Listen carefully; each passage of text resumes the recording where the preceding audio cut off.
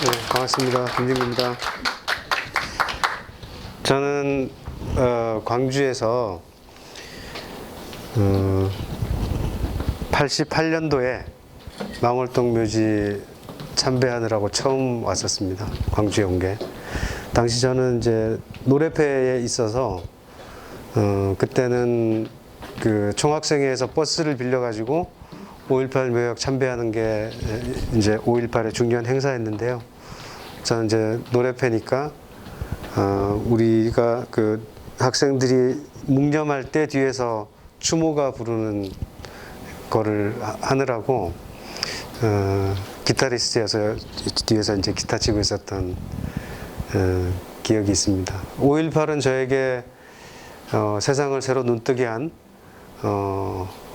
그야말로 사건이었고 그것이 저의 삶을 구축하는 여러 가지 동인들 중에 중요한 하나로 자리를 잡고 있는데, 오늘 이렇게 그 광주민미협 회원들 앞에서 강의를 하게 돼서 영광이고요. 그동안 제가 생각해온 것들 함께 이야기하면서 5.18 정신을 예술로 어떻게 끌고 나아갈 것인지, 지금까지 해오신 업적들이 있으니까 이런 것들에 대해서 함께 생각해보고 이야기하는 자리를 가지고자 합니다. 자료를 계속 넘겨야 돼서 앉아서 말씀드리도록 하겠습니다.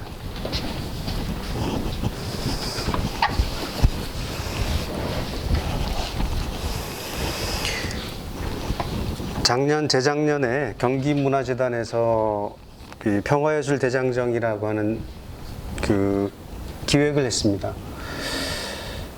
평화예술이라는 키워드로 우리가 어떤 생각의 지평을 넓힐 수 있을까? 이런 게 큰 테마였는데요. 역시 주제는 첫 시작은 DMZ였습니다. 경기도 지역이 아시다시피 접경 지역을 북쪽에 가지고 있는 지자체이기 때문에 경기문화재단에서도 DMZ가 초미의 관심사고, 그래서 이 DMZ를 예술과 연결하는 것이 큰 과제 중에 하나인데, 이제 내일 강연 오시는 김종길 선생이 지금 경기문화재단의 DMZ 평화예술 프로젝트 예술감독으로 일하고 있고, 올해도 했고 내년에는 이제 더 크게 할 예정입니다. 그런데 이 평화예술이라고 하는 키워드를 DMZ와 연결시키는 방식을 어떻게 확장적으로 볼 것인가가 큰 과제여서 이름을 대장정이라고 지어봤는데요. 그 이유는 이렇습니다.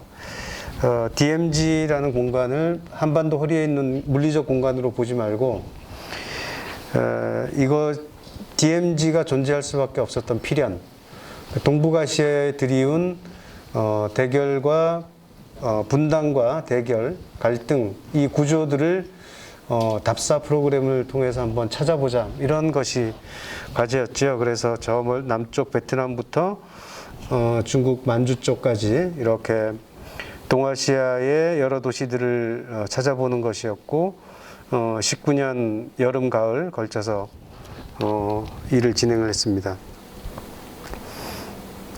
한반도 남북의 비무장지대가 이것이 향후 평화나 생태의 거점으로 거듭나야 된다, 이런 담론들은 오래전부터 있어 왔지 않습니까?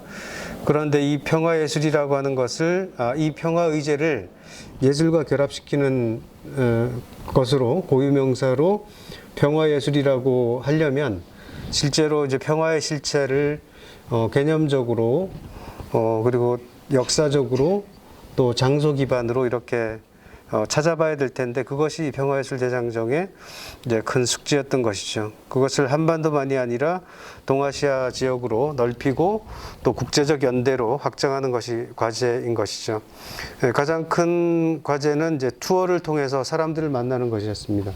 가능하면 최대한 많은 사람들을 만나자. 계획으로는 1000명이었는데 1000명까지는 좀 무리였던 것 같고, 하여튼 다양한 방식으로 각 지역의 활동가들, 또 행정 주체들, 또 지역 정부, 또 예술가들, 이렇게 만났습니다.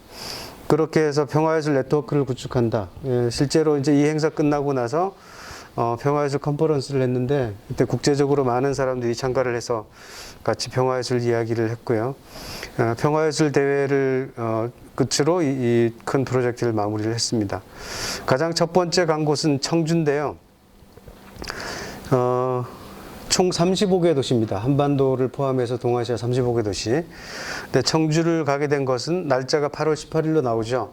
이날이 김복진 선생의 서거일입니다. 그래서 청주에 있는 그 김복진 묘소를 참배하는 일을 저희들이 계속 하고 있는데요. 밑에 보시는 사진이 이제 여기 광주가 배출한 위대한 미술평론가 최열 선생이십니다.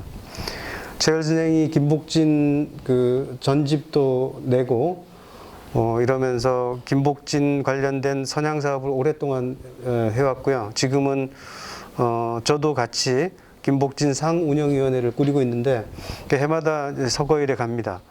그래서 김복진 선생님을 찾아가서 20세기 초반을 살다간 김복진 선생의 뜻을 기리는 그것으로부터 이제 시작을 했고요. 뭐 여러 우리가 알고 있는 여러분도 알고 있는 분들 뭐 김종필 선생도 있고 또 최태만 선생도 있고 윤본모 관장님도 이 멤버입니다. 이렇게 해서 쭉 해마다 참배를 하는데 이때 참배가 끝나고 나서 김복진과 평화예술이라는 개념으로 뭐 누구누구 축사도 있고 또 김승환 선생이나 최열 선생의 강의도 있었습니다. 우리가 이 20세기 초반을 살았던 김복진 선생을 통해서 뭐 독재 시대보다 더 엄혹한 식민지 시대를 어떻게 개척해 왔고 또 정치적으로 또 식민지 해방 운동으로 또 사회 운동으로서 그리고 예술 운동으로 예술 비평 운동으로 이렇게 살았던 김복진이라는 분을 차제에 아마 더 깊게 만나게 될 겁니다. 청주 시립미술관에서 김복진 상을 이제 내년부터 운영한다 그러네요. 그래서 그동안은 뭐 좀 민간 차원에서 이루어졌던 것을 좀 더 구체적으로 하겠다고 하니까 아마 광주에서도 김복진을 좀 더 체계적으로 만나거나 연대하거나 그럴 일이 앞으로 있을 거라고 봅니다. 그리고 이제 킥오프를 행정 처리 때문에 첫 시작을 조금 늦게 했습니다. 청주 갔다 오고 나서 이제 했는데 이날이 일본의 나고야에서 열리는 아이치 트리엔날레 당시에 그 표현의 부자유전 그 전시에 출품했던 김은성, 김석영의 소녀상이 전시 중단되는 사태가 있었지 않습니까? 그래서 그 사건을 제대로 조망하는 세미나가 열렸습니다. 그 세미나 자리가 곧 평화예술대장정 출정식 자리였는데 그때 여기 뭐 일본인 큐레이터나 또 이나바 마이상도 있죠. 김정필 선생도 있고 홍성담 선생님도 그날 또 마침 참가를 했습니다. 경기도 미술관 관계자들 이렇게 해서 평화예술대장정을 시작을 했고요. 실질적인 첫 번째 방문지는 이제 DMZ 권역인 연천이었습니다. 태풍전망대라는 곳에 갔고요. 여기서 우리가 하나 눈여겨볼 것은 DMZ라는 걸 가보신 분도 있고 안 가보신 분도 있을 텐데 가면 대체로 안보관광으로 점철되어 있습니다. 제3땅굴이니 그것을 비롯해서 모든 곳에 다 안보관광 또 반공 이데올로기 뭐 이런 것들로 가득 차 있어서 사실은 지금 밑에 보시는 사진에 이 장면은 뭐냐면 이 DMZ 해설을 해주시는 시민입니다.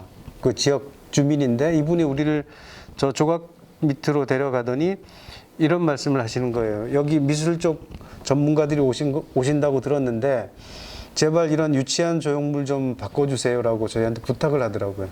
그러니까 일반 시민의 눈으로 보기에도 조각하기 짝이 없는 그 조형물들, 시각 장치들이 DMZ 권역 전체에 가득 차 있습니다. 그래서 우리가 평화예술이라고 하는 의제도 매우 중요하지만 사실은 이렇게 그 조악한 시각 장치물로 가득 차 있는 DMZ 권역의 시각 환경들 이런 것들에 대해서 공공미술 관점에서도 관심을 좀 가져야 되겠구나 이런 생각을 하게 됐고 실제로 이 DMZ는 관광의 관점에서 보면 대한민국에서 가장 많이 외국인들이 선호하는 곳이라고 되어 있거든요.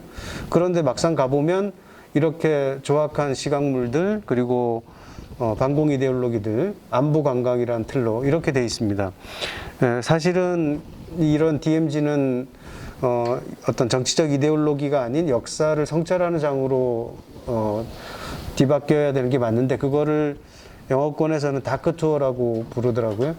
그러니까 광주도 마찬가지로 다크 투어로서의 여러 가지 요소들이 있지 않습니까? 그것처럼 DMZ도 마찬가지로 역사 유훈 여행, 다크 투어로 좀 거듭날 필요가 있겠다. 이런 것을 DMZ 현장에서도 많이 이제 시민의 눈으로 봐도 그런 관점이 있는 것이죠.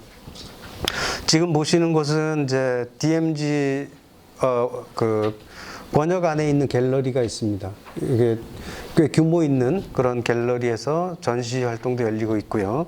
자, 동두천으로 한번 가보겠습니다. 동두천은 아시다시피 미군 기지가 많이 있던 곳인데, 이곳은 미군 기지가 평택으로 빠지면서 지금은 공동화 현상이 일어나서 인구가 10만 이상에서 10만 미만으로 확 줄었습니다. 그렇기 때문에 경기도로서는 일종의 도시재생이라고 하는 숙제가 있어서 지금 보시는 것 같은 이제 그래피티 프로젝트가 공공미술로 열리고 있고요. 그리고 이날 발제자로 서정민갑 음악평론가를 모셨습니다. 이유는 동두천은 한국 현대음악의 발상지 같은 곳입니다. 미팔군 부대가 이제 용산 쪽이라면 이쪽 그 동두천 쪽에 또 엄청나게 많은 뮤지션들이 활동을 했고, 실제로 여기서 많은 뭐 조용필이나 신중현을 비롯한 한국 현대음악의 발상지이기 때문에 동두천의 그 빈 곳을 음악으로 채우자, 이러한 프로젝트가 있어서 음악적 위치로서의 동두천 이렇게 한번 찾아본 것이고요. 여기서 의미 있는 토론들이 이루어졌고, 마치고 나오는 자리에 빠지는 자리에 동두천 무명인 모욕을 지나갔습니다. 여기는 그 대한공간 풀에서 고승욱을 비롯한 작가들이 이 동두천 프로젝트를 한 걸로 작업으로서 조금 알려진 곳이죠. 이 동두천 지역에서 살았던 기지촌 여성들, 뭐 윤금이 사건 이런 거 기억하시죠? 이런 이 수많은 여성들이 소수자들이 이름도 없이 사라져간 곳이고, 그 무덤들이 많습니다. 묘지 없는 무덤. 그래서 그곳에 들러서 참배를 하고 동두천을 떠나왔고요. 그래서 이 전쟁 기지의 역사를 고스란히 안고 있는 동두천이야말로 평화의 의제로 거듭나야 될, 그래서 수많은 예술가들이 미술도 그렇고 음악도 그렇고 앞으로 동두천이라는 도시와 함께 평화와 생명의 예술을 계속 이어나갈 것으로 예측하고 기대하고 있습니다. 그 다음은 이제 난징을 다녀왔는데요. 난징은 아시다시피 30만 학살의 도시이지 않습니까? 제주도가 3만 학살이라고 하는데 30만 뭐 학살이라는 거 하는 것은 뭐 상상을 초월하는 일대 사건이었고, 중일 전쟁의 최대의 피해가 난 곳이어서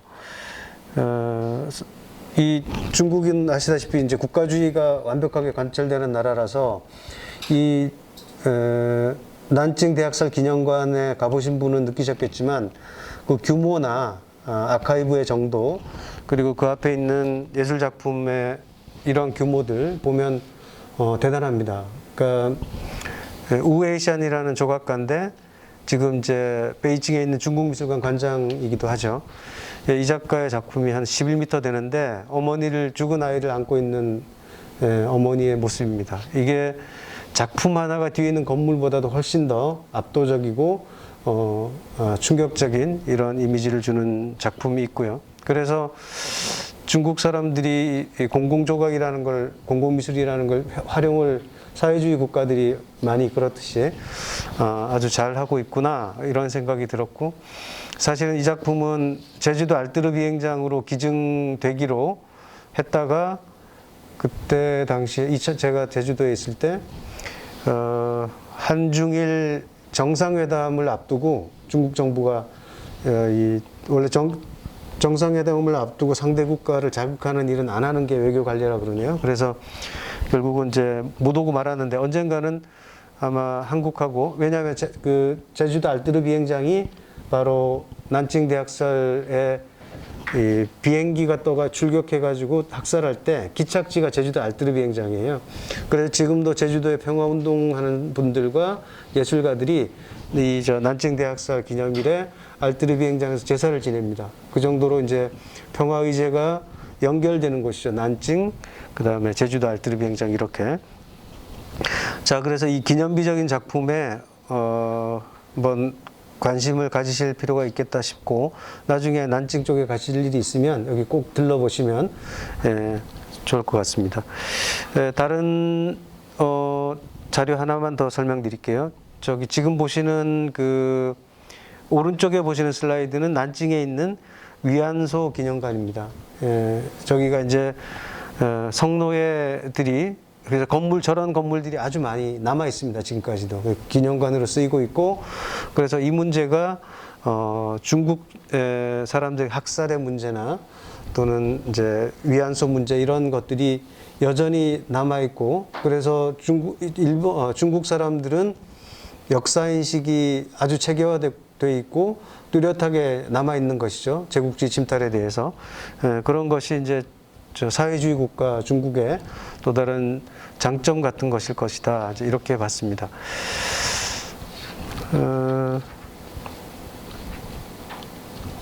밑에 있는 것들은 말씀으로만 대체하겠습니다. 진먼, 우리 금문고량주 많이 드시잖아요.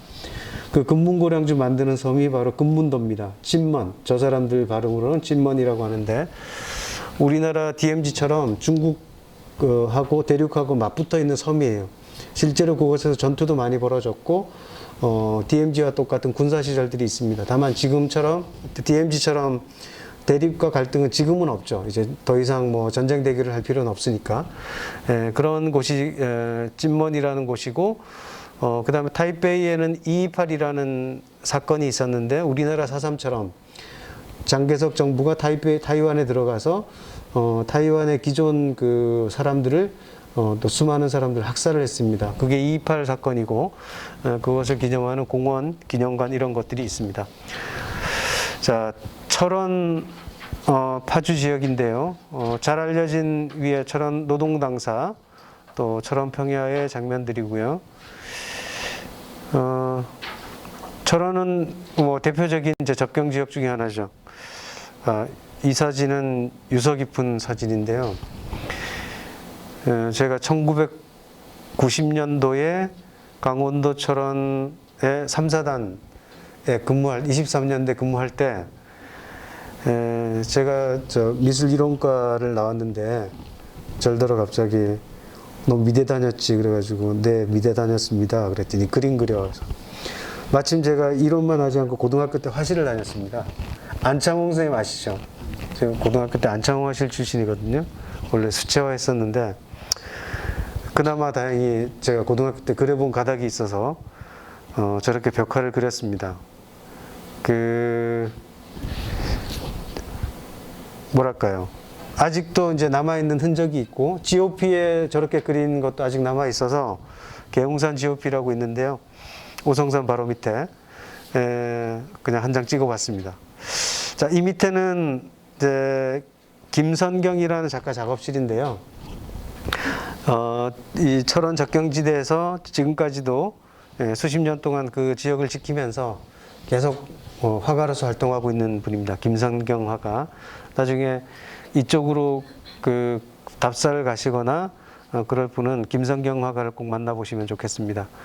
파주 쪽에는 예술가들이 아주 목적의식적으로 평화라는 의제를 가지고 활동을 해요.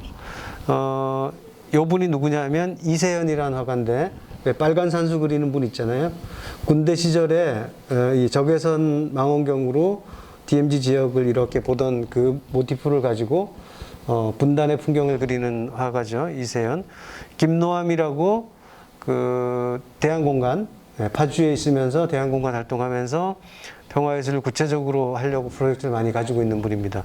메타버스로 DMZ를 구현해서 그곳에 작가들의 작업실을 다 구현하는 그런 프로젝트를 준비하고 있어서 아마 기대하셔도 좋을 것 같고, 이분은 그 영화배우 탤런트이기도 한 이광기라는 분입니다.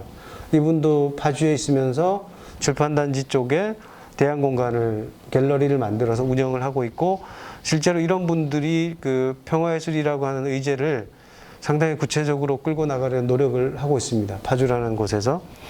그 다음에 밑에는 이제 전영일 작가인데 전영일 작가 아시는 분 뭐 많이 있겠죠. 그 초파일 같은 때 보면 이제 대형 불교 그 연등 이거를 거의 전담하다시피 해서 만드는 그런 작가죠. 그래서 전영일 작가와 또 뭐 배인석이나 최금수 이런 분들이 민시교협이라고 민족시각교류협회라고 있죠. 그것을 중심으로 계속 이런 이제 분단미술, 평화예술 활동을 하고 있죠. 그러니까 이분들도 분단미술을 넘어서 평화예술로 비전을 가지고 계속 이야기들을 하고 있어서 만났고요.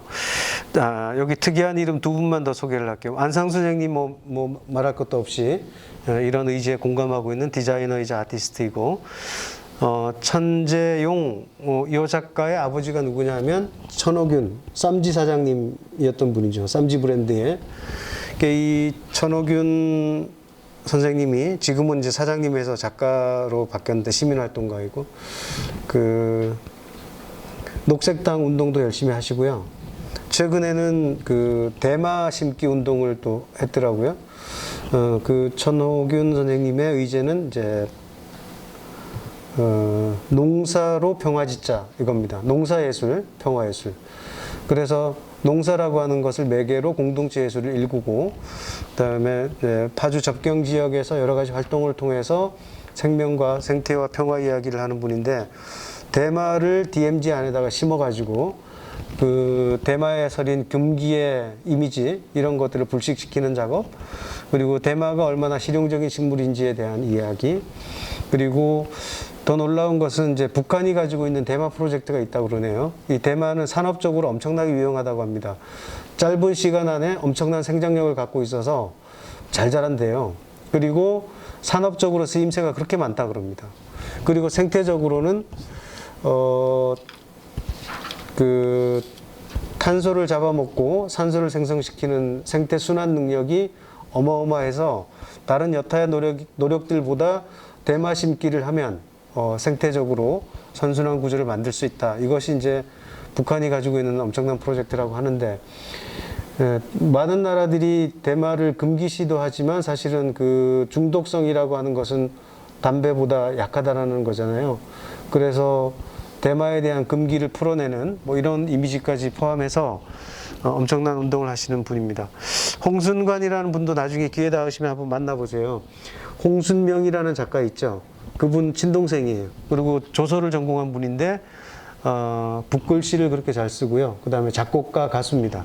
그래서 홍순관 평화예술가라고 스스로 네이밍을 하는 그런 분이기도 해서 관심 있는 분들은 홍순관이라는 아티스트를 좀 찾아보시면 좋겠고요. 하노이와 호치민입니다.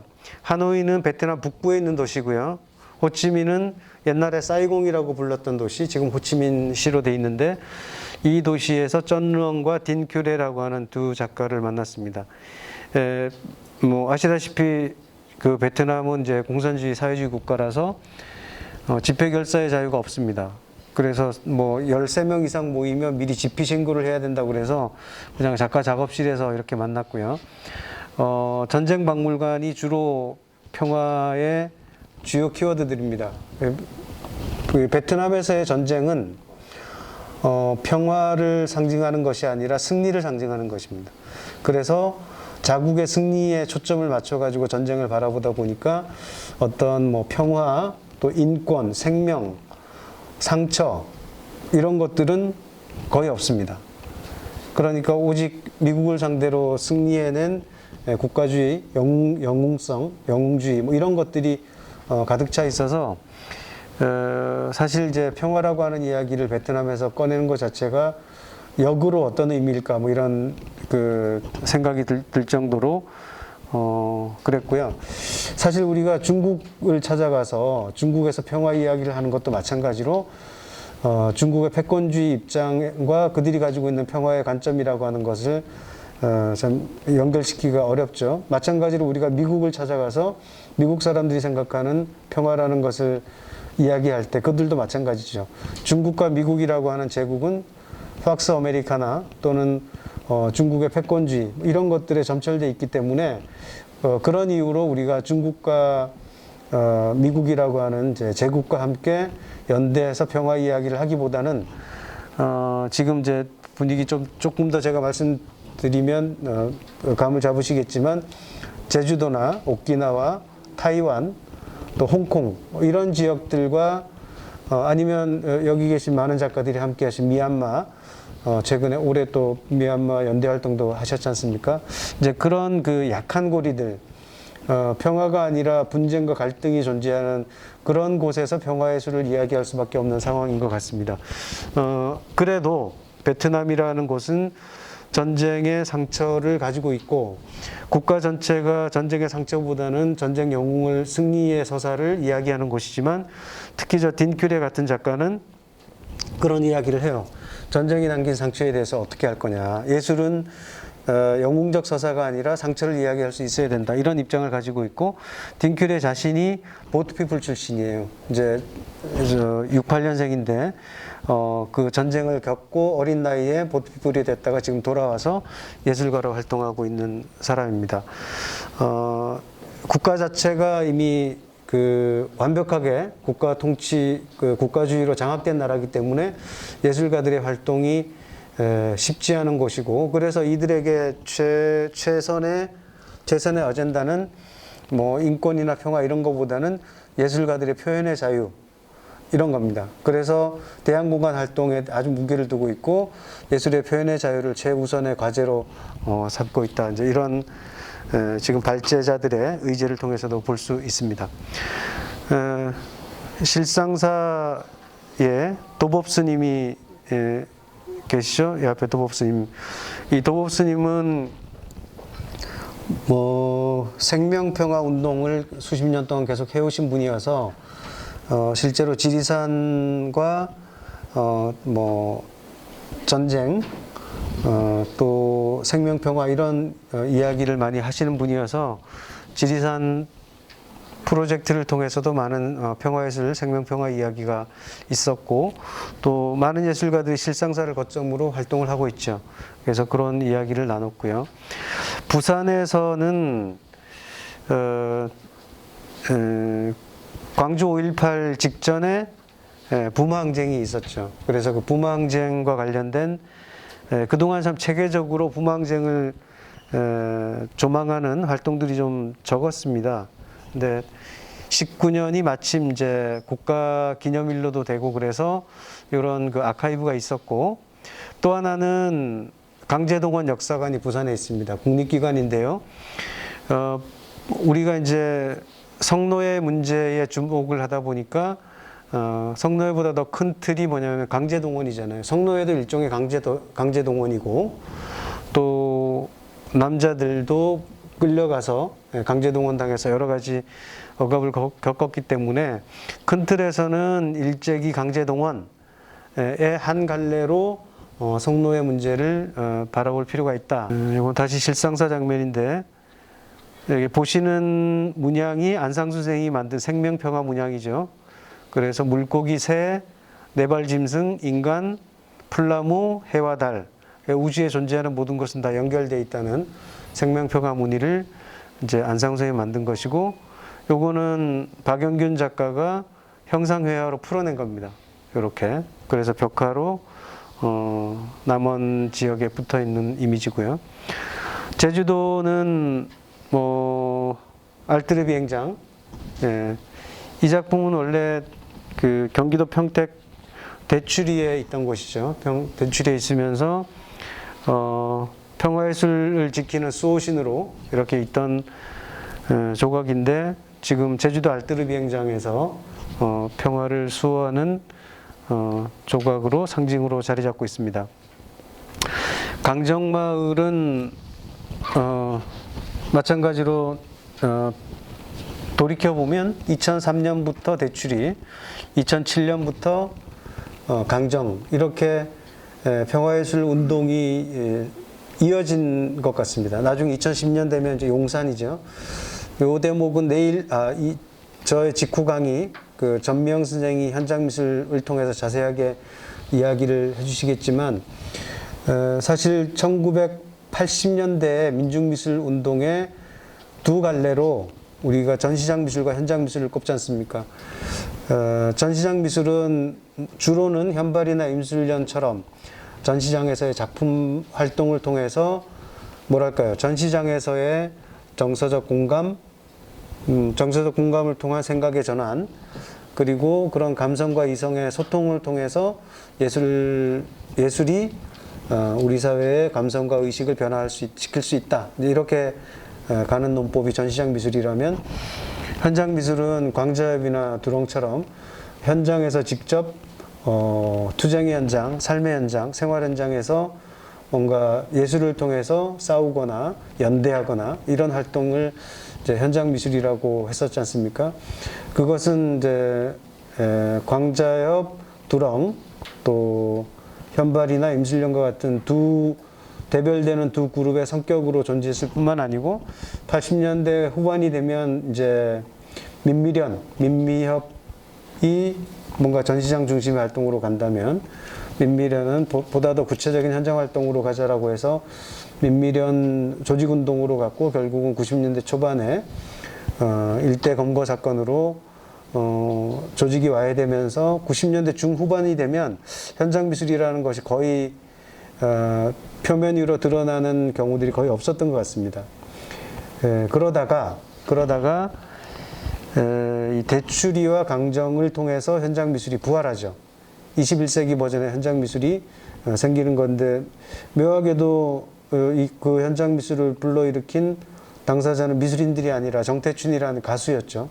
그 경기도 평택 대추리 인근의 도두리가 고향인 정태춘 선생이 고향 마을이 없어진다니 나의 예술가 친구 여러분 함께 합시다 해서 1000명의 각 여러 장르 예술가들이 모인 것이 대추리 평화예술운동이고, 그렇게 시작된 21세기 버전의 현장 미술들이 대추리, 강정, 용산으로 이어지면서 그 현장 활동이 지금은 또 공공미술 담론도 마찬가지로 결합했던 것 같아요. 그러면서 공동체 예술이나 행동주의 예술, 이런 부분들이 상당히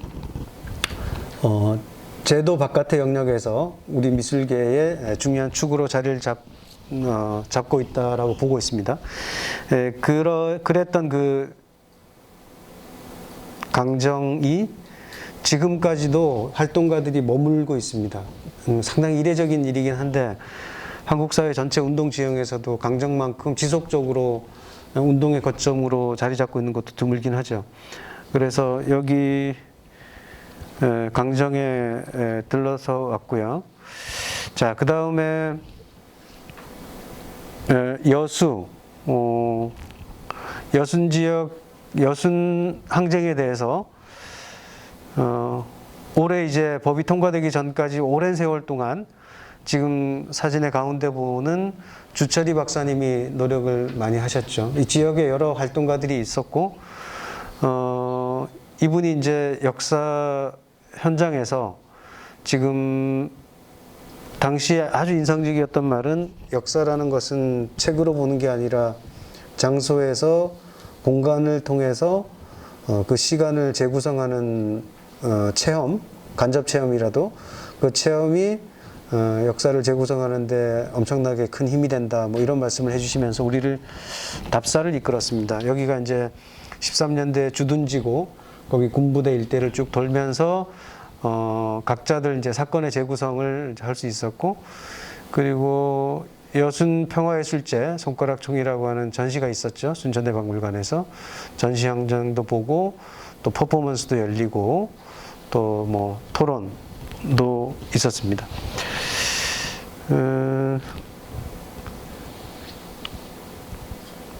평택, 화성, 이 두 가지는 서로 먼 것 같으면서도 이제 직접적으로 연동이 돼 있는 것이기도 하죠.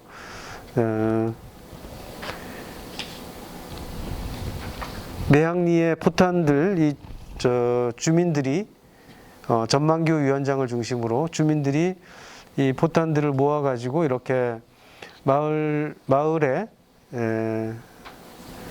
역사를 증거하는 물질들로 남아 있고, 뒤에 보는 작품은 이제 이목 선생님의 설치 작업이죠.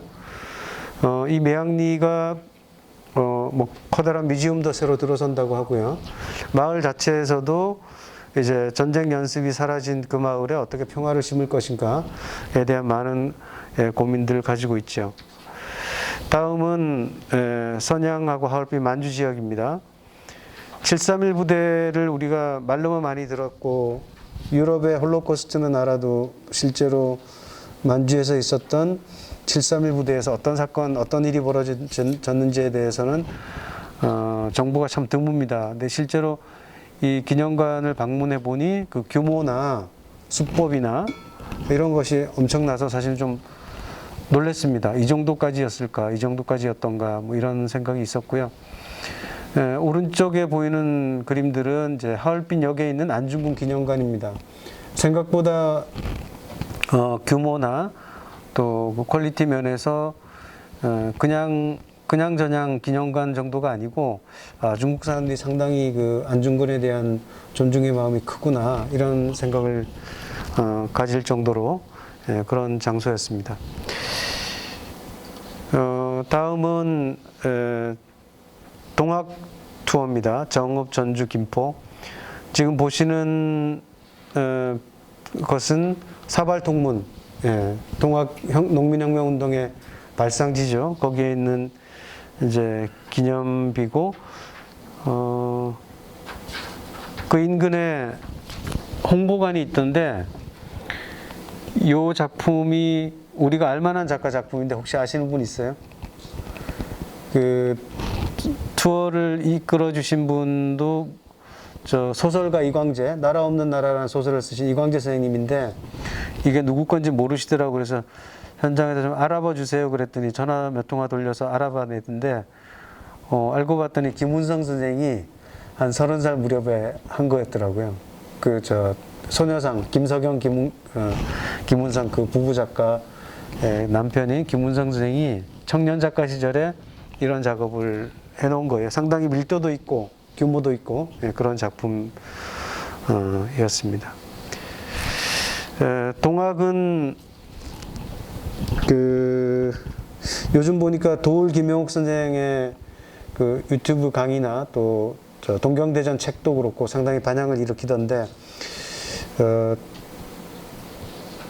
5.18도 그렇고 독립운동도 그렇고 또 한국 사회의 그러니까 근대 민주주의 공화국의 기본 정신이 무엇일까를 따지고 역사적으로 올라갈 때, 사실은 조선의 유교 선비 정신이나 고려시대의 불교 정신을 가지고 근대 민주주의 공화국의 정신적 기초나 그 연원을 따지기는 참 곤란하지 않습니까?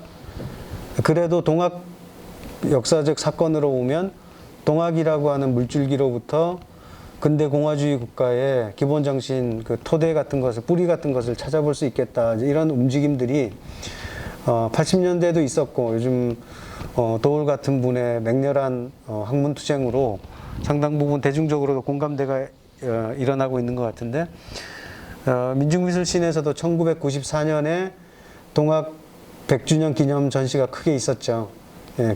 아마 도록을 보신 분도 꽤 많으실 것 같은데, 그런 그 문학이나 미술계에서 잃었던 동학에 관한 관심들이 동시대 미술, 특히 이제 평화라는 의제로, 뭐 인권 마찬가지 문제겠죠.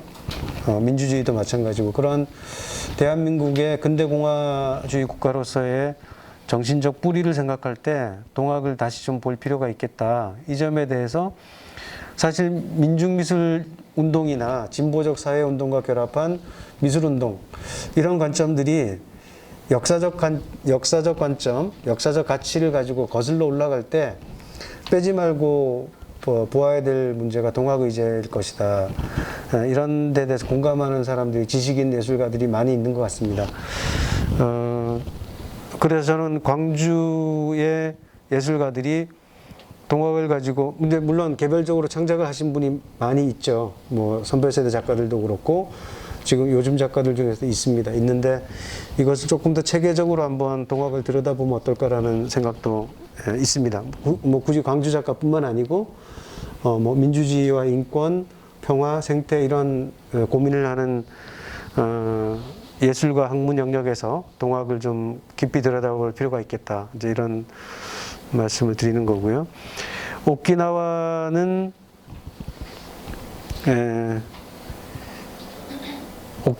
당시에 일본이 2019년도에 경제전쟁을 걸었잖아요. 반일 분위기가 너무 심해가지고 평화예술대장정이 경기문화재단 공적 자금으로 여비나에게 움직이는 행사인데 도저히 안 되는 겁니다. 이게 경제전쟁을 벌인 일본의 공적 자금으로 답사여행을 간다. 안 되는 일이다. 그래서 여기 있는 저를 포함해서 전원이 자비로 움직였습니다. 한번 가기로 한 거 그것 때문에 못 가면 말이 되냐 그래가지고 오키나와에서 기다리고 있는 사람들도 있는데 안 가면 안 된다 그래서 자비로 움직였고요. 오키나와의 평화활동가들, 예술가들 이런 분들하고 답사를 통해서 왜 오키나와가 평화의제의 중심인가 이런 것들에 대해서 많은 토론을 했습니다.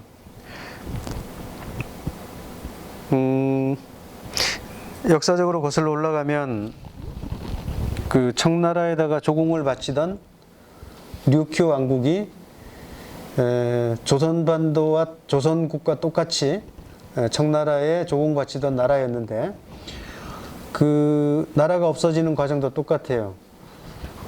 이토 히로부미가 공작을 펼쳐가지고 류큐 왕국을 일본에 완벽하게 복속을 시킵니다.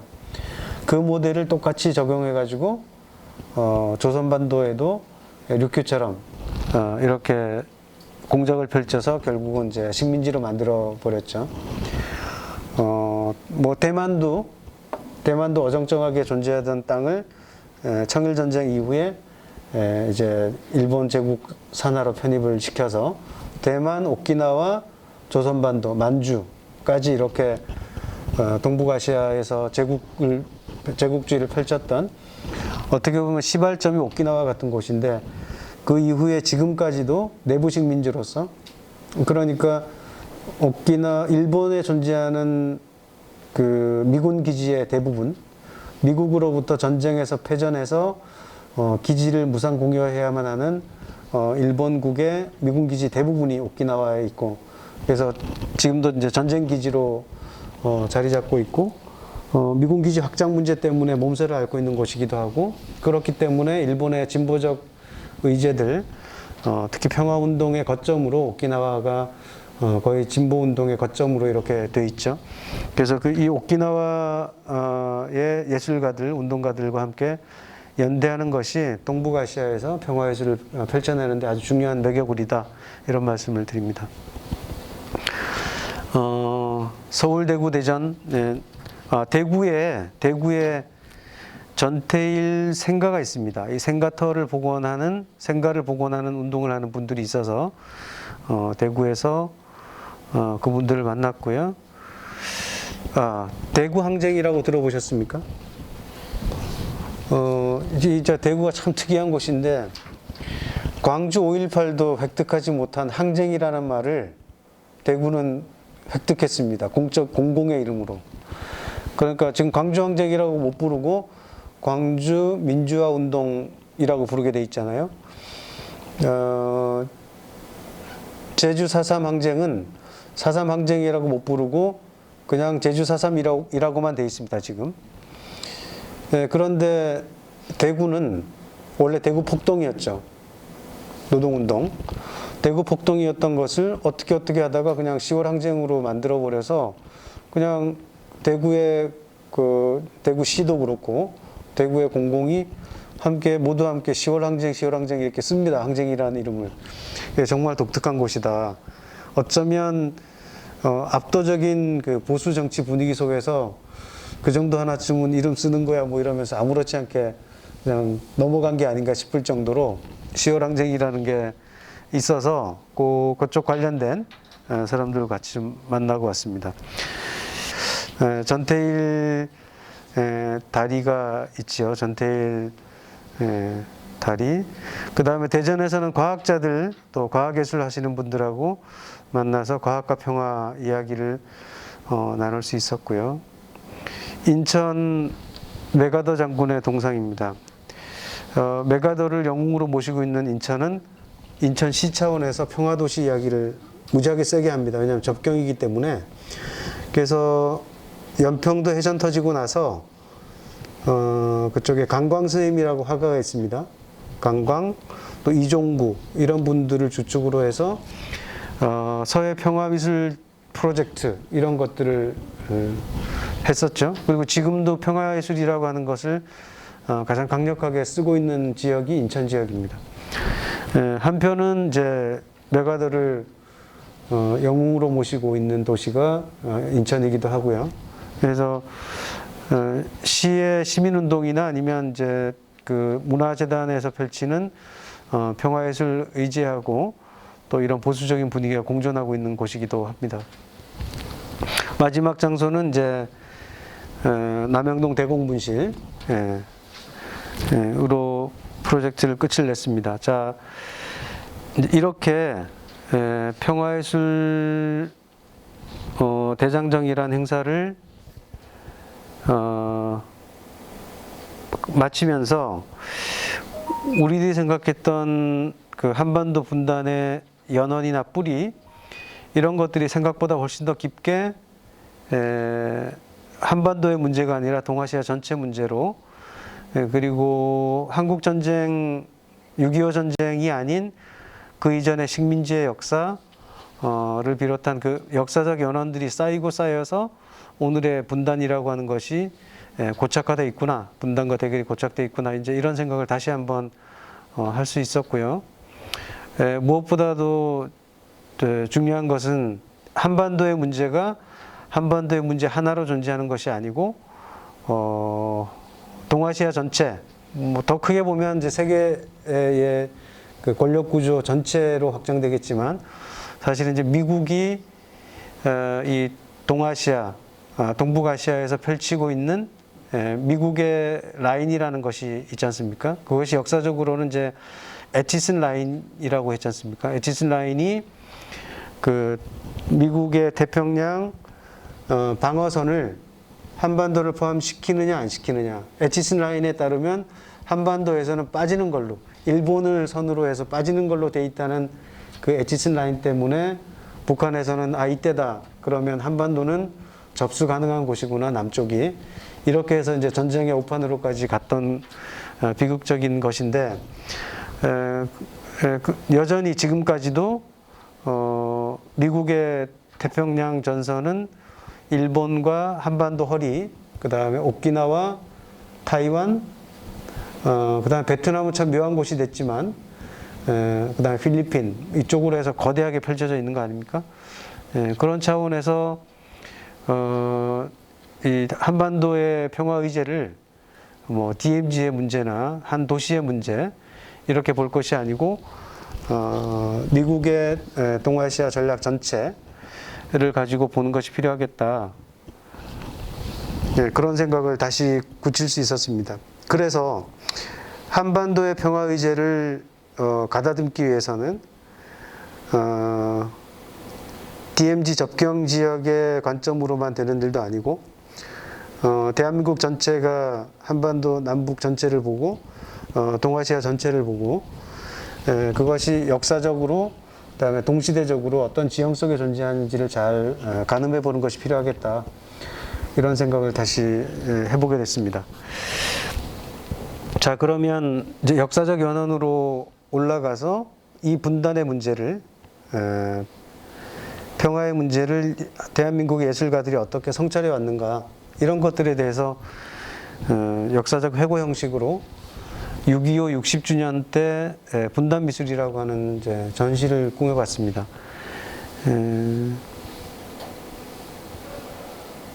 눈 위에 핀 꽃이라고 하는 이제 상당히 그 수사학적인 제목이 붙은 연원이 있습니다. 2010년 이 전시를 연말이었는데 준비하고 있을 때 연평도 포격이 터졌습니다. 대전 시립미술관 제가 학예실장으로 일할 때인데 시청에서 술렁술렁 하는 거예요. 아니 지금 이런 엄중한 시절에 분단미술이라니 이거 뭔가 좀 곤란한 거 아닌가요? 그래서 학예실에서 이제 비상회의를 열었습니다.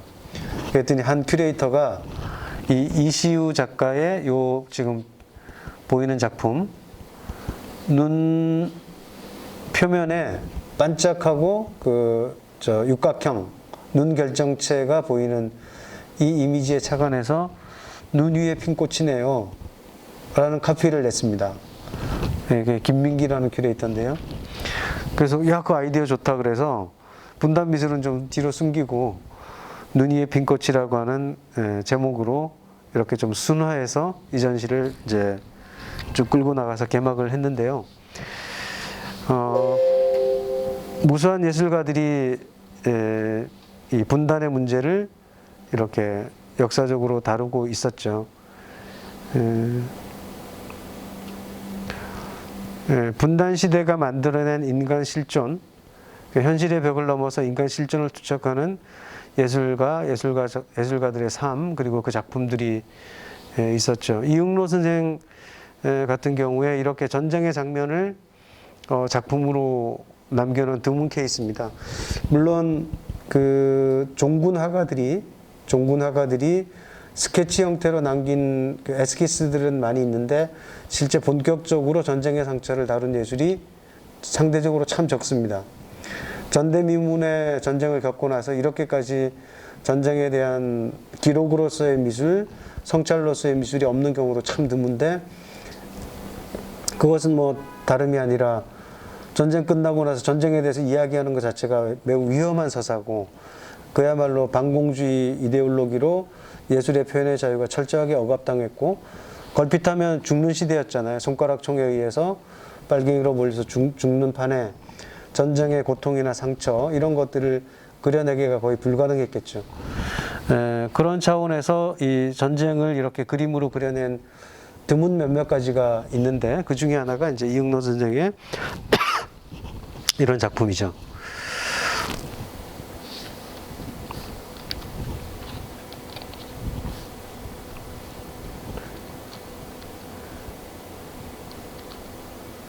자, 다음은 이게 좀 늦게 넘어가네요. 예, 다음은 이제 조양규. 이분은 진주 쪽 출신인데 부산에서 사범학교를 나와가지고 학교 선생님을 하다가 자익활동으로 해방공간 때 자익활동으로 몰려서 일본으로 밀항을 합니다. 일본에서 이제 노동자로 일하면서 그림을 그리는데, 그게 이제 일본 미술계에서 엄청나게 평가를 받아서 일본의 전후리얼리즘의 대표적인 작가로, 그러니까 일본 미술사에 기록된 유일한 조선 사람 이렇게 돼 있습니다. 나중에 60년대 북한으로 북송선을 타고 올라가는데, 뭐 아시다시피 북한에서는 예술가들의 표현의 자유를 지켜주지 않는 땅이었고, 그래서 말년이 좀 불우한 분으로 이렇게 돼 있습니다만, 하여튼 여기 광주 시립미술관에 하정운 컬렉션 작품으로 몇 점이 들어와 있는데, 그 중에 하나가 이 작품이죠. 송영옥 마찬가지입니다. 이것도 이제 하정운 컬렉션의 대표적인 작품 중에 하나인데, 제일교포 작가고요, 마찬가지로. 그래서 남과 북이 서로 맞물려서 이렇게 싸우고 있는 장면. 제주도 출신 작가입니다. 송영옥 분단미술의 중요한 작가고, 전화항도 마찬가지로 제일교포 중에 중요한 작가인데, 조청년 계열의 작가입니다, 이분도. 자, 이게 광주시립에서 지금 아마 전쟁의 상처 정도의 제목으로 돼 있을 거예요. 근데 원제목은 가난한 남조선의 현실, 뭐 이 정도 됩니다.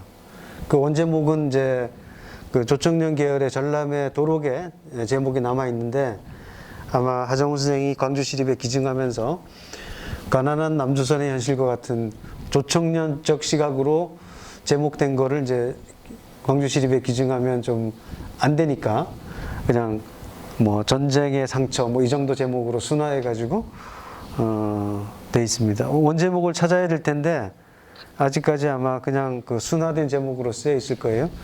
예, 전쟁을 증거하는 아주 중요한 작품이죠. 오윤, 원기도죠.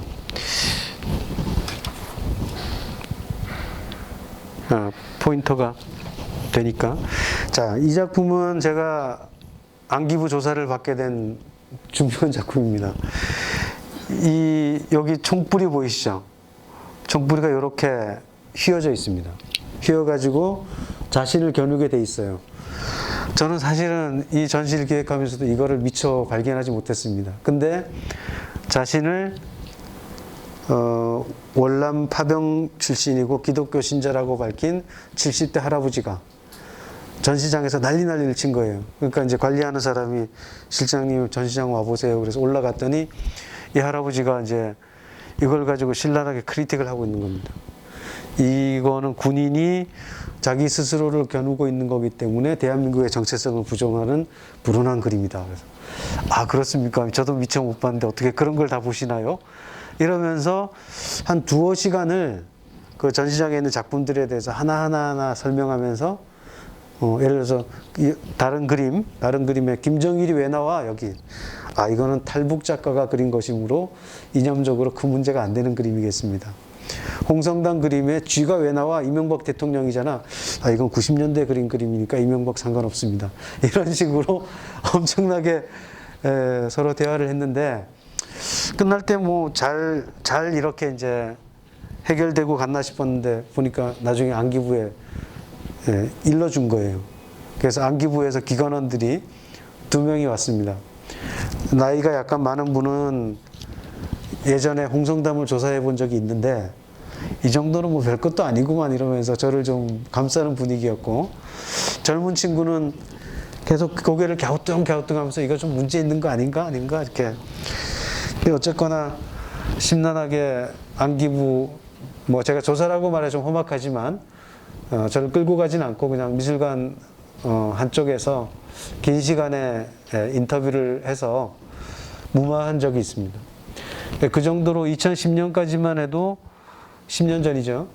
이런 작품에 대해서 문제 제기를 해서 안기부가 나설 정도까지로 분위기가 험악했죠. 실제로 이전 시에 출품한 그 이목상 선생님의 문익환 작품은 국립현대미술관 서울관에 출품됐다가 걸었다가 뗐죠. 청와대에서 나와가지고 찍어서. 그거 아마 보도 보신 분 기억나실 건데 그 정도로 불과 몇 년 전 이명박 박근혜 정권을 지나면서 이런 그림 하나에 되니 안 되니 뭐 사실은 저는 이 건 때문에 공무원이면서도 블랙리스트에 올라서 불이익을 실제로 당했습니다.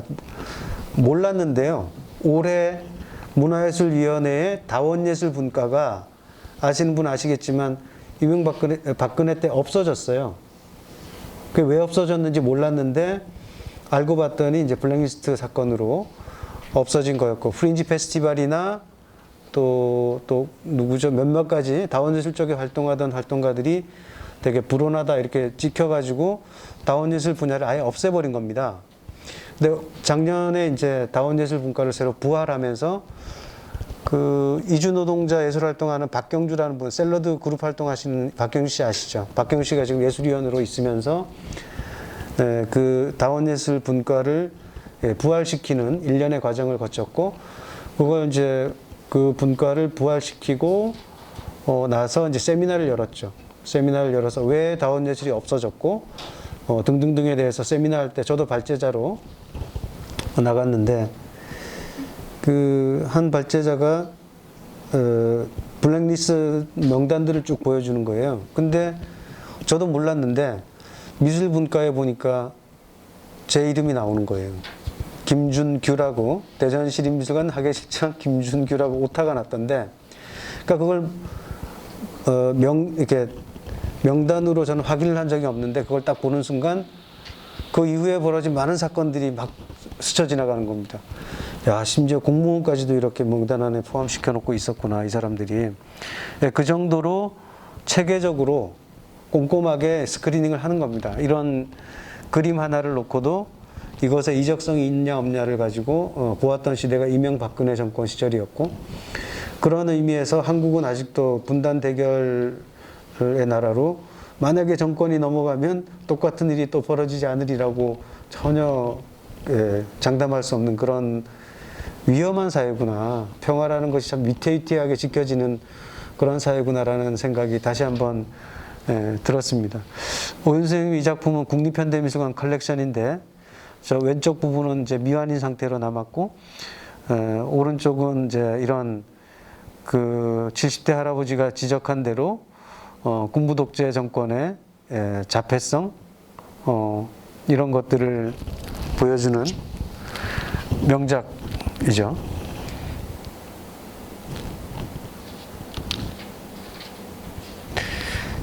이 작품은 이종빈 작가 월남 아버지의 아들로서 북에 부인을 두고 내려온 아버지에 관한 이야기를 담은 그런 작품입니다. 이분은 월북인의 아들이죠. 빨갱이 아들로 이렇게 활동하느라고 많은 불이익을 겪었고, 그러나 1990년대 들어서 비무장지대 분단 평화, 생태평화 운동, 이거를 줄기차게 벌이신 분이고, 도라산역 벽화를 그렸다가 이명박 정권 때 이제 그 벽화 자체를 뜯어가지고 불태워 버리는 바람에 고통을 겪고, 이후에 이제 소송을 통해서 승소가 되긴 했으나 결국은 이제 반환이 복원이 안 됐죠, 지금까지도. 이것을 뜯어서 불태우는 과정에 비평가들이 일부 이렇게 얘기했죠. 이미지가 어둡다. 두 번째 이유가 민중적이다. 그래서 민중이라고 하는 것에 더 씌워진 그 이념적 굴레, 또 민중미술에 더 씌워진 굴레, 이런 것들이 21세기에도 여전히 한국 사회에 이렇게 분단미술의 흔적으로 남아있는 것이죠.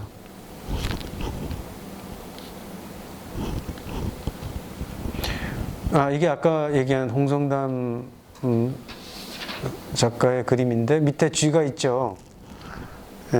요 쥐는 MB 정권이 들어서는 게 훨씬 전인 90년대 그린 거여서 전혀 MB랑 관계가 없는 그림이죠. 북한 출신, 이거 중국에서 활동하는 송구경 작가. 그 다음에 기억으로서의 분단입니다.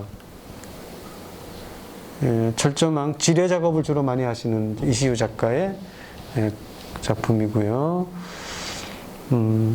접경 지역에 있는 대전차 장애물, 그리고 기념비를 통해서 본 분단의 모습, 또 전승일 작가의 노근리 학사를 비롯해서 여러 작업들을 해오고 있는 작가죠. 김상돈, 미군 기지 옆에서 어떤 퍼포먼스를 하는 그런 장면이고요. 버려진 미군 기지 사진이죠, 최원준. 박영균의 그림은 부관법으로 저기 임진각 그 분단의 현장, 저기 이제 북한에 있는 뭐 산들도 보이고, DMZ 현장, 접경지대, 북한산, 여기는 북악산, 그 다음에 중앙청, 광화문, 이 건물이 미군기지입니다. 미대사관. 여기 좀 어두워 잘 안 보이는데, 여기 비자 받으려고 줄 서 있는 사람들을 그려놓은 그림이죠. 그야말로 이제 분단의 풍경인 것이죠. 김영철 역사적 사진과 타이포그라피를 결합한 작품들이고요. 탈북 작가 선무의 그림입니다. 박건웅 분단과 상처, 대립 이런 것들을 가지고 만화를 하는 작가죠. 만화 작업을 하는 작가. 서용선의 분단 대결. 김동유, 마를린 몰로로 만든 김일성. 이게 그 할아버지가 공격한 그림이에요. 그래서 할아버지 김동유 작가는 엄청 상업적이고요. 그 온건 우파이고, 이 그림은 전혀 문제가 될 게 아닙니다. 이제 이렇게 설득을 했어야 되는 그림이죠. 동두천을 비롯한 이제 미군 기지촌에서 기지촌 여성들과 미군들의 기념사진들을 모아서 DMG라고 하는 글자를 만든 작품이죠.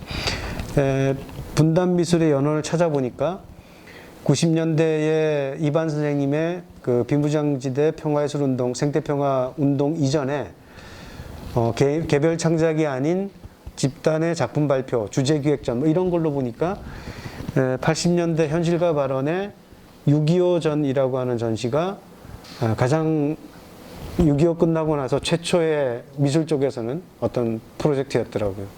그 다음에 뭐 미국을 본다 이런 전시가 있었고, 그러니까 현실과 발언이 이분들이 뭐 아주 체계적으로 조사 연구도 하고 그걸 창작으로 연결시키고 하는 리서치 베이스의 작업들을 하신 분들이어서 연원으로 따지면 현실과 발언의 6.25 전이 가장 앞서는 건데 거기에 출품됐던 작품이 바로 이 DMG라는 작품입니다.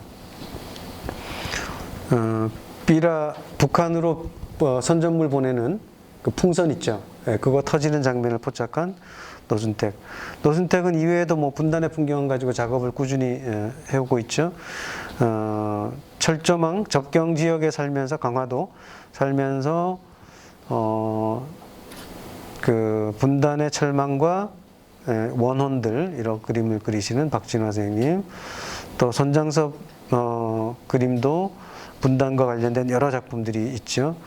80년대 이런 그 철조망을 가지고 철망을 가지고 사진 작업을 한다, 이거 되게 드문 일이었는데 정동석 선생이 아주 선구적인 분단 풍경 작업이죠. 홍균 작가는 이제 대전 작가인데 지금 대전 현충원 앞에서 천안함 사건으로 애인을 잃고 오열하고 있는 사람을 포착한 그런 사진입니다. 박희선 나무 조각으로 분단을 이야기한 대표적인 작가고요. 막걸리 보안법 이태호 선생님의 개념적인 설치 작업이죠. 박장경 작가의 분단 미술 풍경. 요거는 이제 애니메이션 영상인데 전쟁 기념관 앞에 있는 형제상, 형하고 동생이 끌어안고 있는 조각을 애니메이션상으로 분리시키고 이 둘이 왈츠를 추는데 결코 만날 수 없는, 계속 겉돌기만 하는 그런 애니메이션 영상이죠. 이세연, 아까 얘기한 대로 분단의 풍경. 그 다음에 이제 분단 극복의 서사들입니다.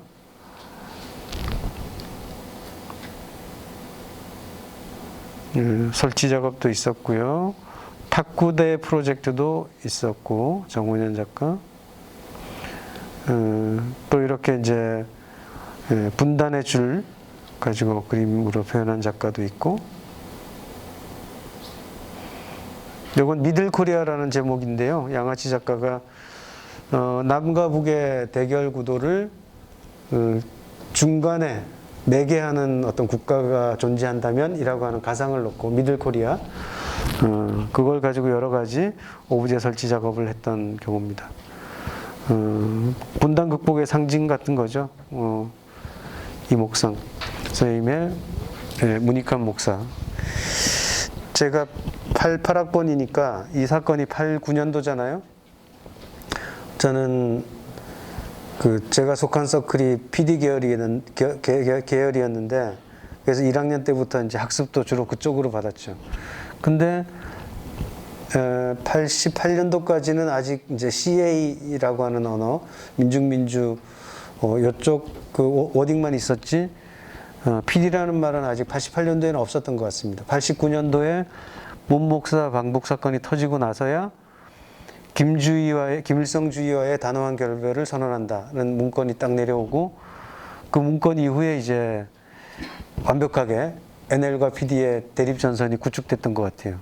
당시에 저는 철 모르는 대학교 2학년으로서 왜 이 시기에 방북을 하셔가지고 남한 내부의 이 노동해방 전선을 이렇게 어렵게 만들고 이러시는지 참 원망스럽네, 뭐 이런 철없는 생각을 했던 것 같고, 긴 시간을 지내놓고 보니까 이런 이제 거인의 움직임이 한반도를 바꿔내는데 큰 역할을 하셨던 분인 것 같아요. 88년도 NLPD라고 하는 대립전선이 존재할 때는 아마 이제 안기부 쪽의 프락션도 상당 부분, 왜냐하면 NL과 PD로 나눠서 서로 싸우게 만드는 게 필요하니까 그랬을 것 같고, 또는 뭐 그야말로 철학적인 또는 정세 분석에 입각한 가치의 차이도 컸을 것 같고, 또 그야말로 수령론과 같은 이런 정서적인 그 이야기를 정서적으로 수렴할 수 있느냐 없느냐, 이제 이런 정서적 차이도 있었던 것 같고, 여러 가지 차이가 있었겠지만, 어쨌거나 저처럼 학교 다닐 때 나는 PD야라고 생각했던 사람이 점점점 이제 지금 여러분께 오늘 말씀드리고 있는 평화라는 의제를 이렇게 말씀드리는 것은 제 개인사적으로 봐서는 상당히 어떤 뭐랄까요, 짧은 시절, 학생 시절의 PD 정체성을 가지고 나이 30 무렵까지 그 생각을 계속 가지고 있고,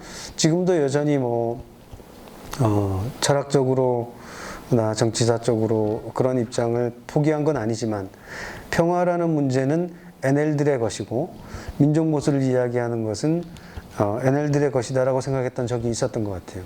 그래서 문목사의 방북을 그 자체로 한반도 평화운동사의 핵을 긋는 이런 중요한 운동으로 보지 못하고 원망했던 그런 시절이 있었습니다. 저는 큐레이터로서 이 그림을 2010년도에 대전시립미술관에 걸면서, 또 그 몇 년 후에 서울 국립현대미술관에서 이 그림을 걸었다가 떼는 사건을 보면서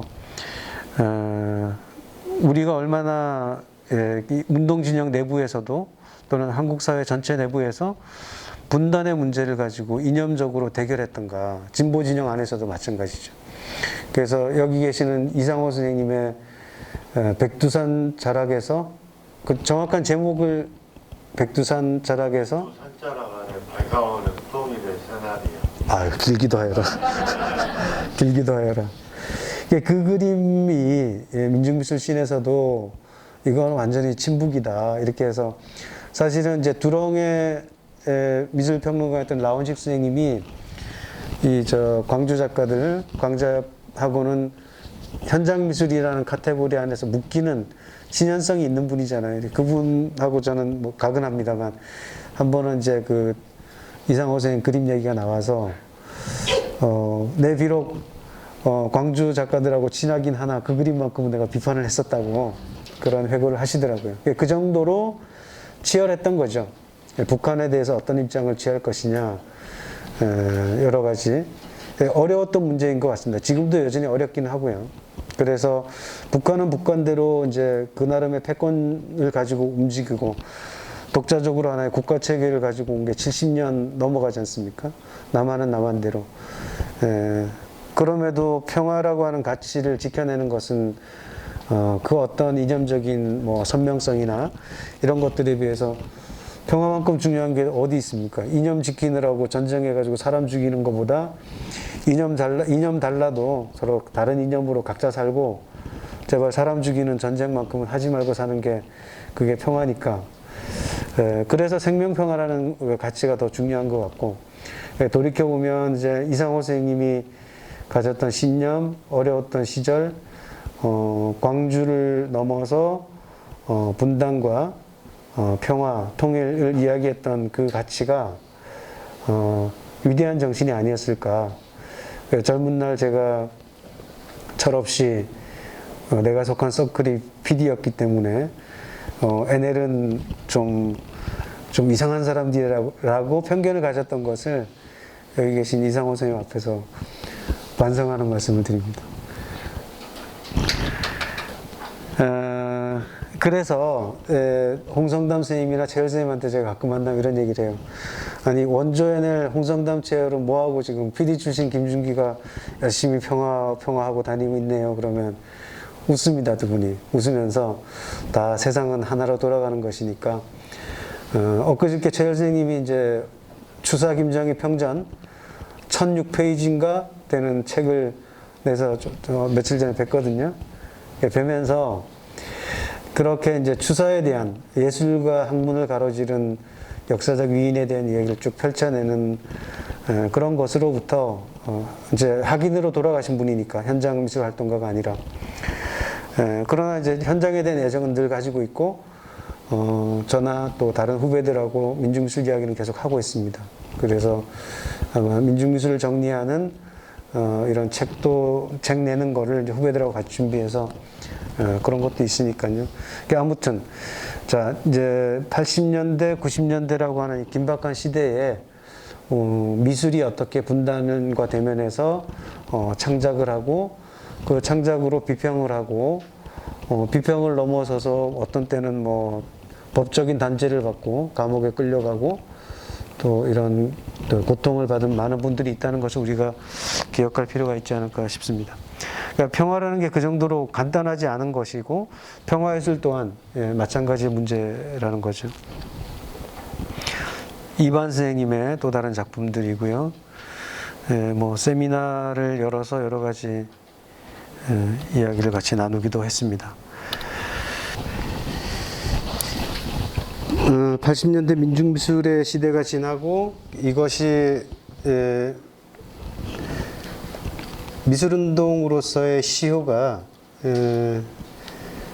제가 지금 일하고 있는 곳이 국립현대미술관인데 국립현대미술관에서 94년에 민중미술 15년이라는 전시를 했죠. 그 전시에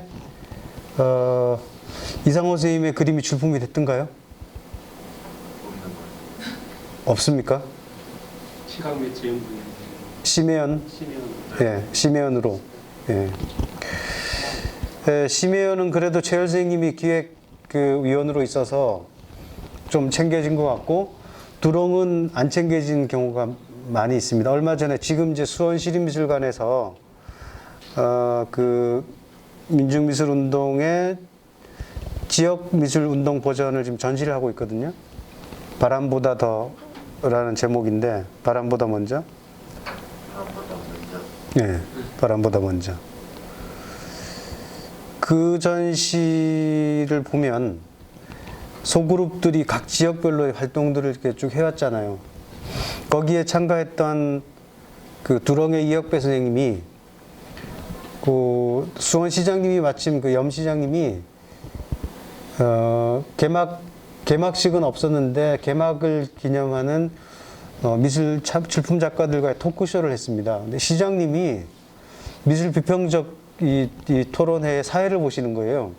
그래서 웬일이신가 싶었더니 미술부 출신이고 또 그 생태 환경운동 시민사회 진영에 오래 계셨던 분이어서 지금도 그 고등학교 때 미술부 친구들하고 자주 만난대요. 막 시장님이 갑자기 마띠에르가 어떻고 구도가 어떻고 이런 얘기를 막 하셔서 깜짝 놀랐어요. 아무튼 그분이 사회를 봐가지고 쭉 토론을 하는데 이혁배 선생님이 이 말씀을 하시는 거. 이혁배 선생님 아시죠? 그 저 두렁 멤버였고 나중에 동화 작업도 많이 하신 분이, 우리는 그때 윤본보 관장님도 계셨거든요. 국현 관장님. 우리는 그때 94년 민중미술 15년전 할 때 걸개 그림을 갖고 오지도 말라 그래서 걸지도 못했어요. 억울해요. 이제 이런 말씀을 하시는 거예요. 그러니까 그 정도로 급하게 만들어지기도 했고, 윤본보 관장님도 그때 너무 급하게 해서 문제가 많았다는 말씀도 하시더라고요. 아무튼 94년에 민중미술 15년 전이 무언가를 운동으로서의 민중미술을 정리하는 분위기가 분명히 있었던 건 사실이고, 또 김영삼 정권이 그래도 어쨌거나 저쨌거나 절차적 민주주의 과정을 거쳐가지고 정권을 획득한 집단이었기 때문에 진보운동 진영의 동력이 확 떨어진 건 사실이었죠. 그렇기 때문에 민중미술 운동이 80년대 패러다임으로 지속될 수 있는 물리적인 여건은 아니었다. 90년대 중반 이후는. 그래서 그러면 민중미술은 80년대만을 대변하는 운동일까? 운동이라는 것은 한 시대의 패러다임이 지나면 새로운 시대에 맞게 그 시대의 문제를 해결하는 방식의 운동이 있을 건데, 그런 운동의 실체를 우리가 뭐라고 부를 거냐? 여전히 우리가 민중미술이라는 이름으로, 그런 개념으로, 현장미술 활동이라는 개념으로, 또는 뭐 비판적 리얼리즘의 이름으로 부를 거냐? 근데 그 대목에서는 차이가 많이 있는 것 같아요. 가령 미술 비평적 패러다임으로만 보면 80년대 초반에 했던 현발광자협의 그 비판적 리얼리즘, 크리티컬 리얼리즘 관점의 작품들 정도는 요즘 젊은 작가들의 대부분은 다 그 정도는 기본적으로 구사하고 갑니다. 그러니까 80년대 초반에 금기 시대였고 위험했고 눈에 띄었고 뭔가 새로워 보였던 패러다임의 미술 창작 방법이나 비평적 언어들은 우리 시대에는 하나도 새롭거나 문제시되거나 심지어는 중요하거나 하지도 않은 게 되어버렸단 말이죠. 그리고 이제 민중이라는 언어도 마찬가지로 민중 안에 전체 포괄했던 그 진보적 어젠다들이 지금은 세분화되어 있지 않습니까? 모두의 관심이 다 민중이라는 언어 또는 민족이라는 언어로 이렇게 다 뭉치된 시대가 아니고 각자의 관심사에 따라서 세분화된 시대.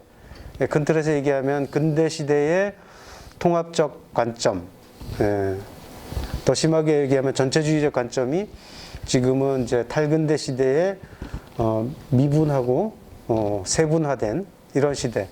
거대 담론의 시대가 지나고 미소설화, 미세 담론이 도래하는 시대, 포스트 모던의 시대라는 거잖아요.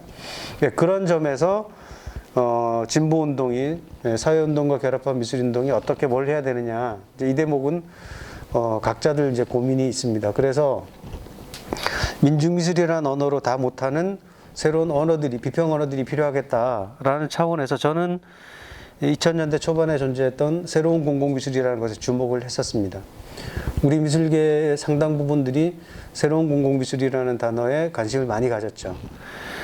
그런데 또 세월이 지나놓고 보니까 한 2010년도 정도를 지나면서 이렇게 보니까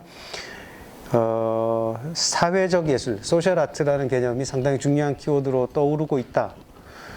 이런 생각에 주목하기 시작하고 저는 지난 10년 동안 이제 그 비평 언어를 가지고 쭉 좀 들여다봤고요. 2018년도에 한국사회예술연구라는 제목으로 이제 박사학위 논문을 제출해서 통과됐습니다. 그래서 관제 아카데미 용어로 한국사회예술 이렇게 이제 등재가 된 거죠. 자, 이 사회예술의 요체가 뭐냐 하면 사회예술의 대척 지점에 존재하는 언어는 정치예술이다라고 좁은 의미에서 보면, 큰 의미에서 보면 사회예술 대 순수예술 이렇게 됩니다. 좁은 의미에서 보면 진보진영, 운동진영 안에서 보면 정치미술 대 사회미술 이렇게 대별될 수 있다고 보는데요. 오늘 이제 그 말씀을 좀 드리는 걸로 제 얘기를 마치겠습니다. 자, 사회예술이라고 하는 말에 대해서 살펴보기 위해서 먼저 예술가의 지위에 대해서 이 수잔 레이시라는 사람이 어떻게 분석하고 있는지를 보자면, 예술가는 경험자이면서 그 경험을 표현하는 사람이다. 기본적으로 자기가 겪은 일, 내가 보고 듣고 만나고 했던 경험을 표현하는 사람인 거예요, 예술가는. 그래서 그 표현을 주관성의 공감 차원에서 공유하는 겁니다. 그 주관성을 나는 이렇게 느꼈어요를 예술가가 표현을 하면 관객들은 그걸 보고 아, 그랬구나, 아, 이렇게 볼 수 있구나, 아, 이런 느낌을 이렇게 표현하는구나라고 작가의 주관성을 공감하게 됩니다. 그게 이제 프라이빗한 수준에서, 개인적인 수준에서 사사로운 수준에서의 아티스트의 출발인 거죠. 근데 이것이 조금 더 나의 경험을 분석적으로 접근해서 표현하면 그것은 정보를 공유하는 것이 됩니다. 정보라는 것이 물론 주관적인 감성이라는 것도 정보지만, 그러나 그거는 이제 워낙에 감성적인 차원에 그칠 경우가 있어서 이것을 체계적인 정보로 보기에는 한계가 있는 경우도 있겠죠. 근데 어떤 아티스트는 분석적으로 접근합니다. 조금 더 개념적으로 접근한달지 하는 작가들이겠죠. 어떤 사람들은 리포터로서, 우리가 보통 이제 문학에서 르포르타주 문학이라고 하죠. 현장에 직접 가가지고 그 현장에서 벌어지고 있는 바로 사건이나 상황들을 바로 긁어가지고 이렇게 내보내면 거기에 대한 이제 상황에 대한 아, 이런 일이 벌어지고 있구나라고 현장 르포를 통해서 아, 이 상황이 이렇구나라고 상황에 대한 해답을 제시하는 즉발적인 소통이 일어나는 것이죠. 그런데 어떤 아티스트는 행동가, 액티비스트처럼 활동합니다. 이런 액티비스트처럼 활동하는 예술가들은 그런 뭐 주관성을 공감하거나 정보 공유, 상황에 대한 해답을 넘어서서 이 어떤 안건이나 사안이나 우리 사회에 대한 새로운 합의를 도출하는 단계로까지 예술가의 지위가 올라갑니다. 그래서 이렇게 새로운 합의를 도출하는 지향과 목표를 가진 예술가들을 우리가 공공예술가 이렇게 부를 수 있는 겁니다. 그러니까 물론 이제 이 네 개의 요소들을 칸을 그어가지고 이렇게 구분을 해놔서 그렇지 사실은 서로 연동되고 연결되어 있는 것이죠. 딱 떨어지게 구분되는 것이 아니라 서로 연결되어 있는 한 예술가 안에도 주관성의 공감과 새로운 합의 도출이라고 하는 목표는 완벽하게 분리될 수 있는 건 아니지 않습니까? 그런 차원에서 사적인 예술과 공공적인 예술을 이렇게 나눠볼 수가 있을 것 같습니다. 자, 그런데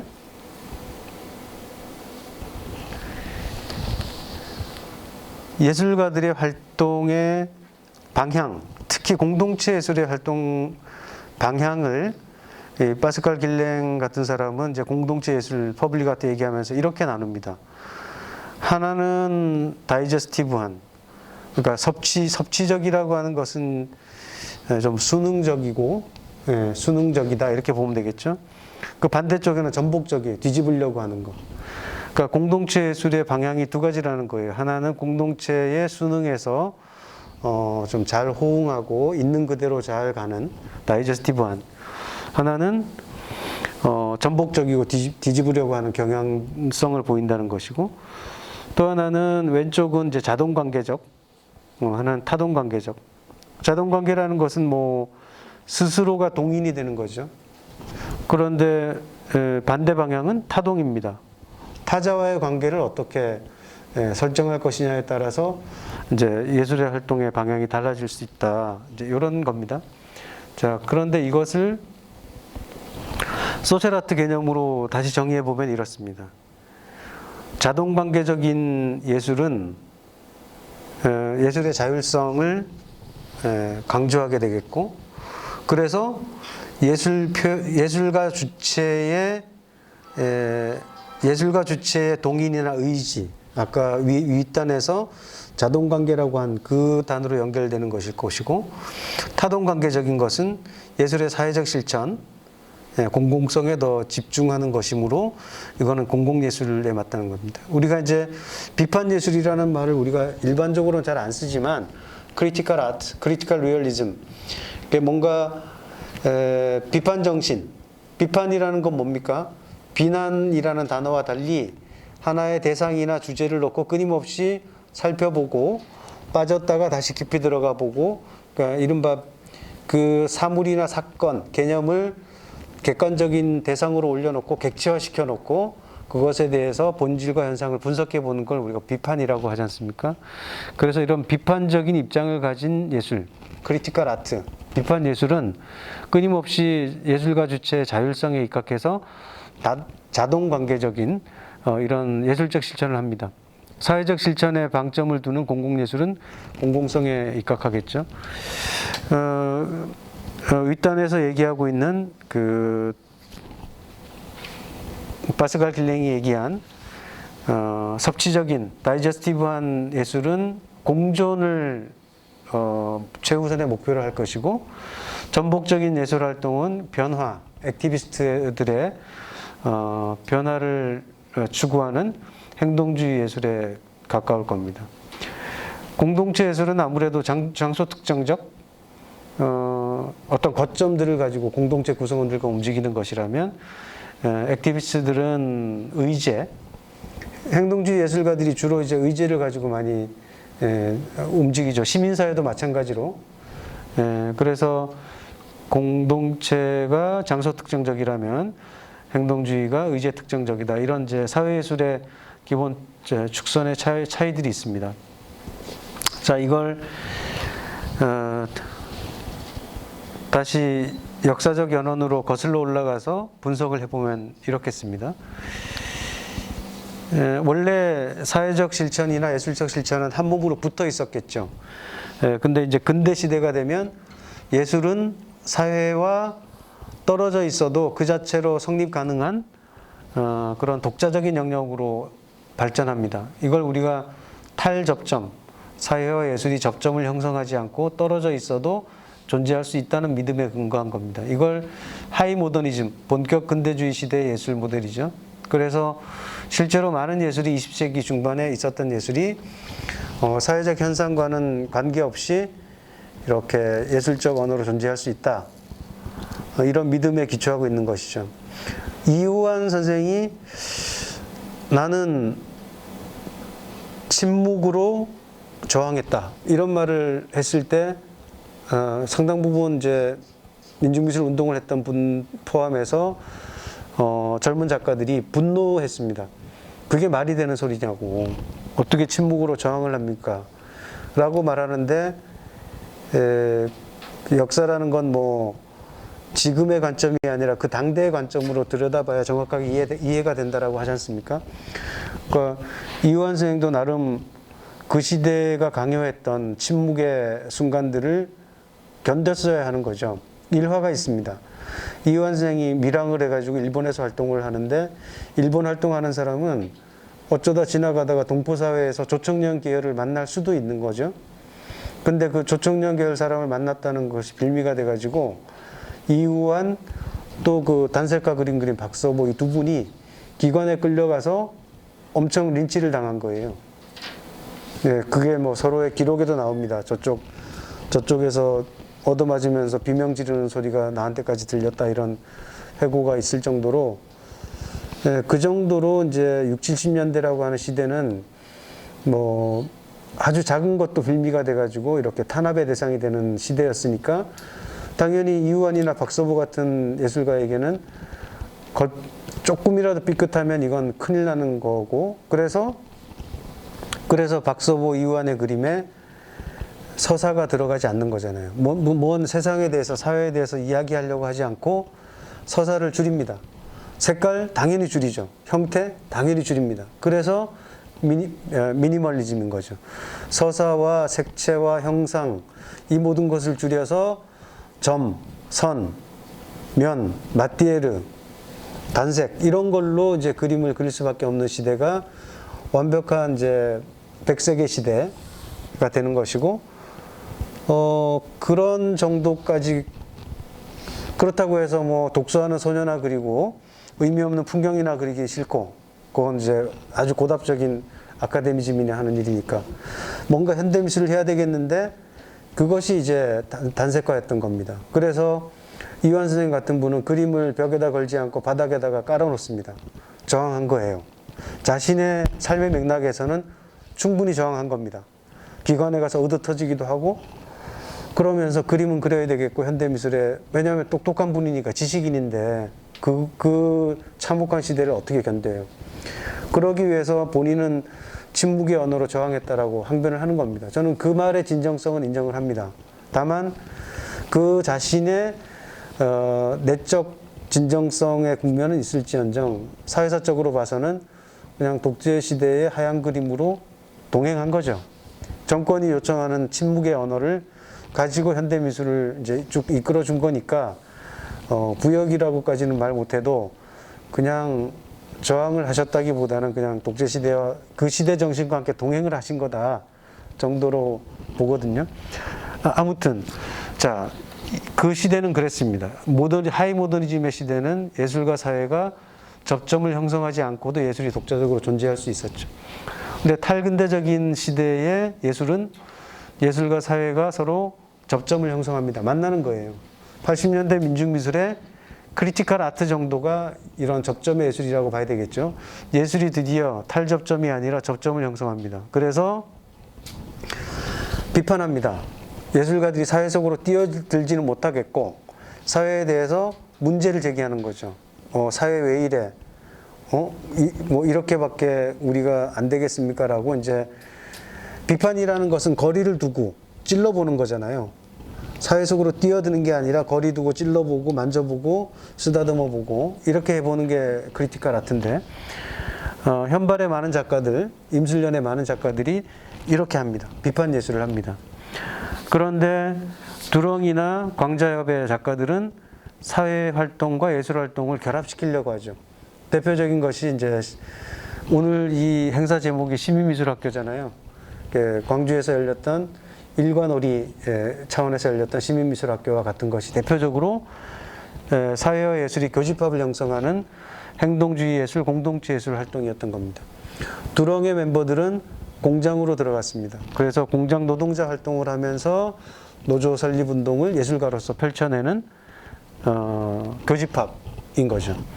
자, 그런데 예술과 사회가 거의 합집합의 단계로 가면 예술적 실천과 사회적 실천이 거의 동일체가 되면 이건 이제 100% 공공예술이죠.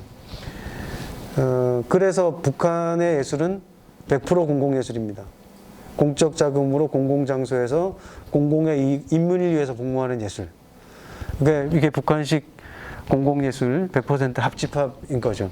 자, 그래서 사회예술은, 소셜아트는 요 교집합 정도에서 예술가의 자율성도 보장이 되고 공공적인 역할도 수행하는 정도에서 사회예술의 지형도가 나올 수 있겠다가, 그래서 세로축에 존재하는 공동체 예술과 행동주의 예술, 이 두 가지를 사회예술의 본령에 놓고 넓은 의미의 비판 예술이나 공공 예술도 사회적 예술의 범주 안에 들어올 수 있겠다. 이렇게 보는 것이죠. 그래서 20세기 버전으로 보면 크리티컬 아트는 전시장 미술, 사회적 예술에 해당하는 것이 현장 미술일 것이고, 사회화한 그야말로 사회적 요청에 100% 부응하려고 하는, 이걸 이제 이상적인 차원에서 공공미술이라고 봐야 되겠다. 21세기 버전 비판 예술 여전히 살아 있습니다. 행동주의, 공동체 예술, 그리고 새로운 공공예술. 역할로 보면 비판, 또 사회 참여 및 동행, 또 사회적 복무 이렇게 될 것이고, 예술의 지위는 권력에 저항하는 전위 역할을 했겠죠. 크리티컬 아트. 공공의 이익에 복무하는 도구로서의 예술, 공공미술입니다. 자율성에 기반하는 것이고 공공성에 기반하는 것이고, 정치미술입니다. 이 권력에 저항하는 전위로서의 정치미술, 또 공공성에 기반하는 사회예술, 정치적 국면에서 파괴적인 비판을 역할을 수행합니다. 오른쪽은 사회적 장에서 생산적 변화를 일으킵니다. 자율생산, 주문생산. 자, 이게 주문생산이란 말이 좀 과격하게 들리실지 모르겠지만, 공공미술의 기본은 누군가의 요청에 부응하는, 누군가의 요청을 들어주는 역할로 가는 것이 공공미술의 기본이다. 이 생각은 반드시 가져야 될 것 같아요.